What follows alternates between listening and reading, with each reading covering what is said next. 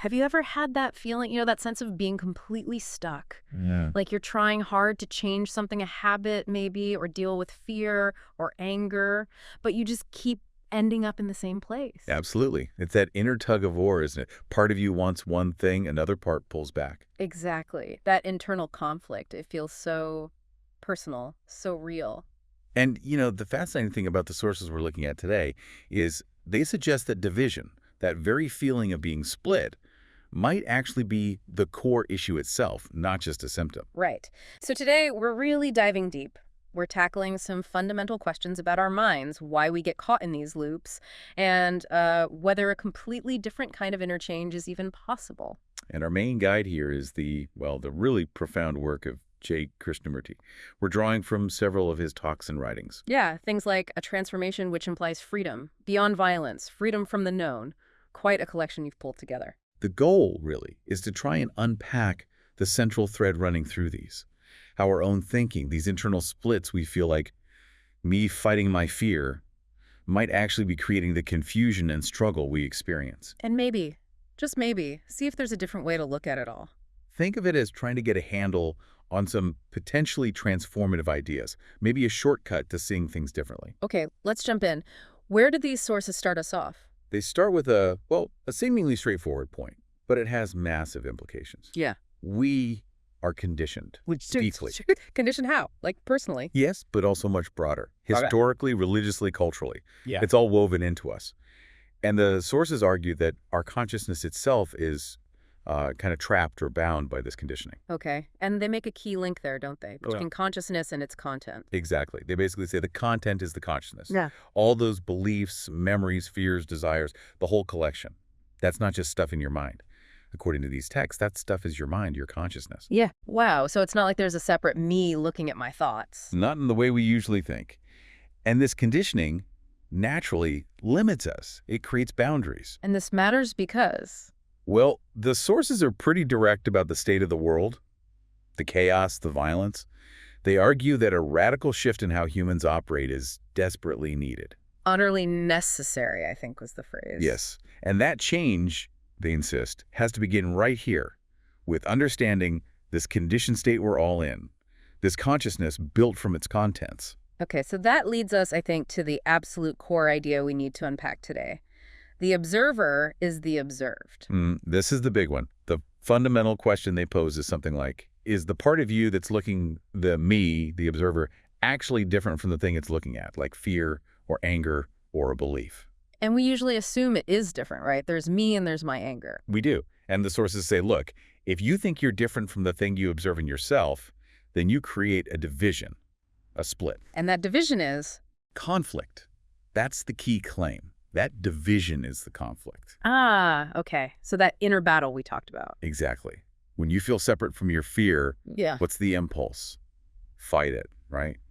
Or run from it, analyze it, try to suppress it. Yeah, control it somehow. Right. And as the sources put it, as long as there's that division, there's conflict, there's wasted energy, it's a constant internal struggle. So if that's the problem, what's the alternative they point to? They say if the observer is the observed, then something totally different happens. Okay. A completely different kind of action takes place, one that doesn't involve conflict.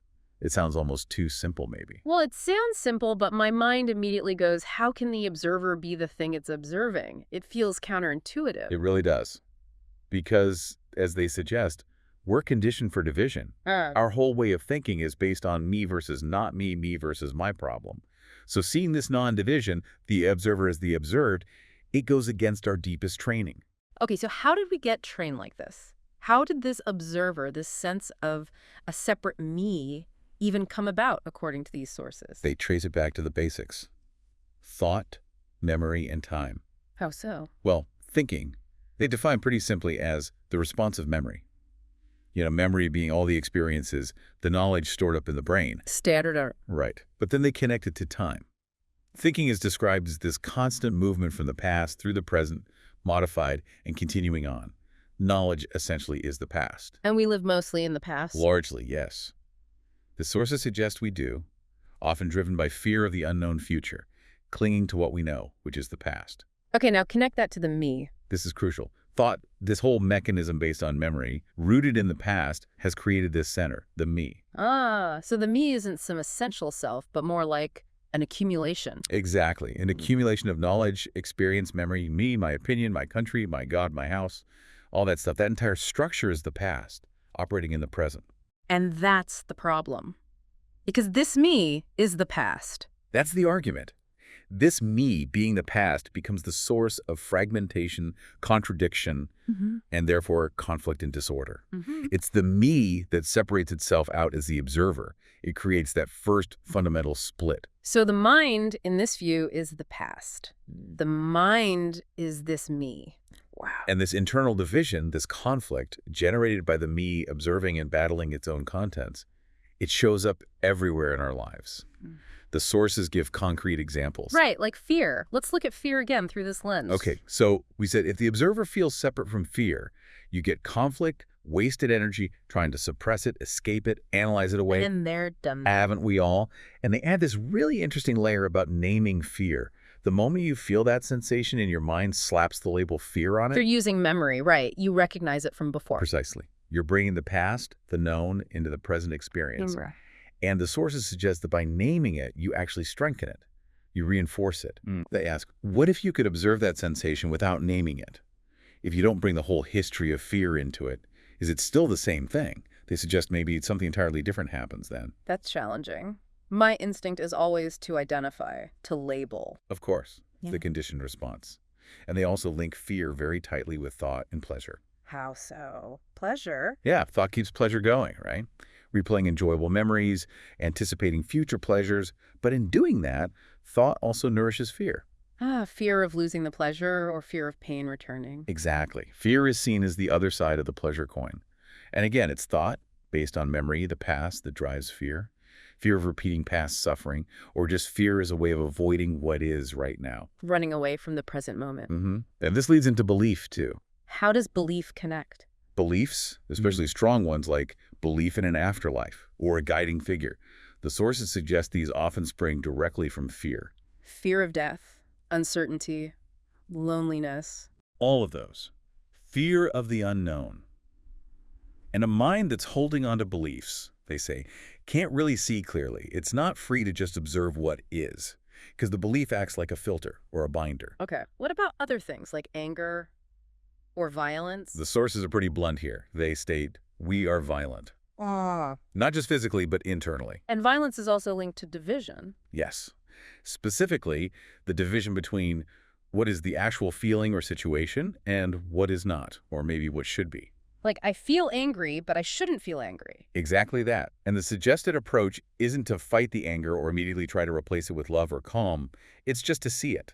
Observe it as a fact, without judging it, condemning it. But the judgment comes so fast. This is bad, I shouldn't feel this. It does. But if you see that thought, I shouldn't be angry, and you see the anger itself, and you realize the you who is judging is part of the same process as the anger. If the observer, I shouldn't be angry, is the observed anger. Then the division collapses. Right. Then there's just anger. Not me fighting anger, just anger. And in that state, the sources suggest you can observe without choosing sides, without conflict. Okay. And that non-conflicted observation is where understanding comes from. So it's not about getting rid of anger necessarily, but understanding it by seeing it without the internal battle. That seems to be the implication. And this applies more broadly to conflict and disorder in our lives. We feel fragmented, right? Inner world, outer world, work, self, home, self, often contradicting each other. Yeah, definitely. The essence of this disorder, they say, is that internal contradiction. And contradiction leads to effort trying to reconcile the parts, trying to become something else. And that effort is disorder. Comparing what is with an ideal of what should be. Which brings us back to control. We try to control the disorder. But control implies a controller and a control, doesn't it? Right. Another division. Exactly. Control means suppression or rejection or exclusion. It means division, which means conflict. So trying to impose order through control just perpetuates the conflict. So what's the alternative to control? Understanding. Seeing the mechanism of division clearly. When you truly see how control creates conflict, the sources suggest the need for control, the struggle of choice, just ends. And understanding, or comprehension, takes its place. Order isn't forced. It's described as a living thing that emerges naturally when you understand the nature of disorder, when you see the division. Okay, so if trying to control ourselves or even analyze ourselves doesn't work because the controller or the analyzer is just another fragment of this me, this past, then what? How do we engage differently? This is where they bring in the idea of attention, And they make a distinction between attention and concentration. a very sharp one. Concentration, as we usually practice it, is seen as exclusion. You're fighting distractions, resisting wandering thoughts, forcing your focus. Yeah, that feels like effort, like conflict. And the sources agree. They call it conflict, a waste of energy. You try to focus, your mind drifts, you pull it back, that whole cycle. So what is attention then in this context? It's described as something quite different. Observation where direction has stopped. It's not about forcing focus on something and excluding everything else. It's more like giving your total energy, your whole being, to the observation. Total energy. And here's the really interesting part. In that state of total attention, they suggest there's actually no observer, no me directing the attention. No observer. Just the state of attention itself, which they describe as total energy and equate with the highest form of intelligence. It's seen completely, without the filter, without the division created by the me. Wow. That's a very different way of thinking about intelligence, not accumulation of knowledge, but pure seeing. And they also talk about awareness, which sounds related, like a passive observation, just noticing what's happening inside and out without jumping in to change it or encourage it. Passive observation. And there's this lovely little twist. Being aware of your inattention is actually attention. If you notice you're not paying attention, that noticing is awareness. Awareness without judgment or choice. Okay. And how does this relate to learning versus knowing? Knowing, they say, is based on accumulation. It's the past. Knowledge is the past. But learning happens now. Learning is doing, I think they said. Yes. Learning is a constant movement in the present without building up knowledge as a fixed thing. Understanding isn't intellectual accumulation. It's this total seeing, this attention. And the key insight, really powerful, is the learning about what is the freedom from what is. Seeing what is completely without the observer interfering, that is the freedom from it. That's the idea. The very act of seeing without division dissolves the hold of what is. Which brings us then to this idea of radical transformation. And they are really emphatic about this. It's not about slow, gradual improvement over time. No gradual change, no tomorrow. Right. They insist on radical, complete, immediate change. That's the only real possibility presented. But how? If it's not gradual effort, how does it happen? They're quite critical of methods and systems, aren't they? Very critical. Following a method, a system, a guru that leads to conformity, imitation, dependence. It creates, they say, a mechanical mind. Any teacher promising, do this, get that result, is fundamentally misleading you. So no roadmap. No roadmap.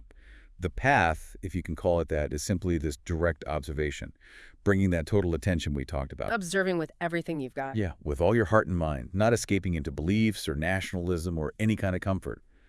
Putting all that aside and becoming completely aware. And the result isn't something you achieve through effort over time. No.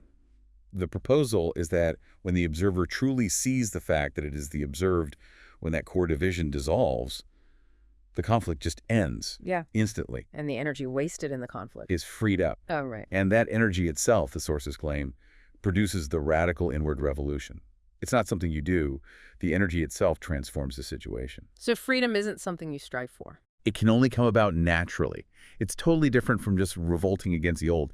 It's described as freedom from the known, which is like a death. A death to the past, to the me. Exactly. Death to that whole structure built from memory. And then they say you are actually living, not just repeating the past. And there's that line, when there is freedom, there is energy. And when there is freedom, it can never do anything wrong. A powerful statement, isn't it? Yeah. Suggesting that action born from this freedom, from this undivided state, is inherently intelligent and harmonious. Wow. Okay. Wow. So let's try to wrap this up. We've gone through some really challenging ideas here. Fundamentally questioning the me we take for granted. Yeah, questioning that sense of a separate observer looking at his thoughts, its feelings, its problems. And suggesting instead that this observer, this me, is actually made of those very things, thoughts, memories, conditioning the past. And this separation is the source of all the internal conflict. And the way out isn't more conflict, more control, more analysis from it that separated me. It's proposed to be through a completely different quality of seeing. Attention, awareness, seeing without the division between the seer and the seen. Exactly. And these aren't just, philosophical games. They touch directly on those everyday struggles, don't they? That feeling of being trapped by fear or stuck in anger or just repeating the same old patterns. Right. It invites you to look at those moments differently when you feel that inner conflict, that war inside. Can you just pause? Can you observe the feeling? And also observe the part that wants to fix it, judge it, run away. The observer. Yeah. And maybe, just maybe, begin to sense that the observer isn't really separate from the feeling it's observing, that they are part of the same movement. There's a radical shift in perspective. It is. And maybe a final thought to leave listeners with, something to chew on. If, like these sources suggest, any effort by the middle to change itself is always coming from the past, from the known. Then is real change even possible through effort? Or could it be that change isn't about becoming something else? Maybe it's just the clarity, the intelligence, the sheer energy that's released when that fundamental division inside simply stops. What does life look like, feel like, when the internal battle is just over?